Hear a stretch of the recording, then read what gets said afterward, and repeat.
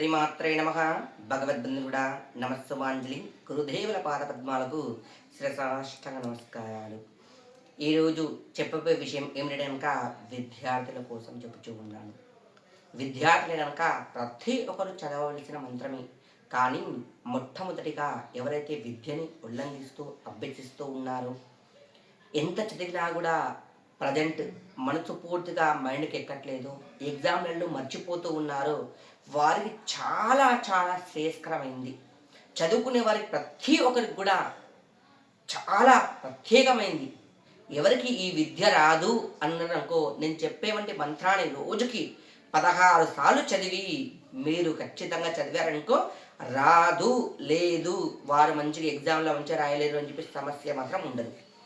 ఏంటి అంటే కనుక చెప్పుచూ ఉన్నాను. హయగ్రీవ స్వామిది గురుదేవుల పాదపద్మాలకు శిరసాష్ట నమస్కారాలు.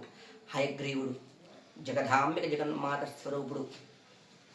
ఆ హయగ్రీవ స్వామిని ఎవరైతే మనసా వాచా కర్మణ ధ్యానిస్తూ పూజిస్తూ అర్చిస్తూ ఆచరిస్తూ ఉంటారో, ఆ స్వామి యొక్క కరుణా కటాక్షాల ద్వారా విద్యనందు ఆటంకాలన్నీ కూడా పోతాయి.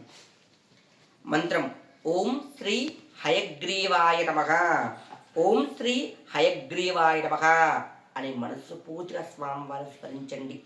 అంతేకాకుండా మూలమంత్రం చెప్పుతూ ఉన్నాను. స్వామివారు స్మరించిన మంత్రం చెప్తూ ఉన్నాను.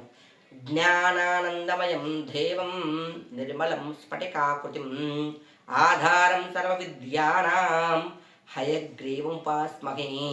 ఈ మంత్రాన్ని ప్రతి ఒక్కరు కూడా విద్య ఎవరైతే అభ్యసిస్తూ ఉన్నారో, ఈ ఏజ్తో సంబంధం లేదు, చదవవలసిన వారు ప్రతి ఒక్కరు ఉంటారు, ప్రతి ఒక్కరు కూడా స్మరించవచ్చు.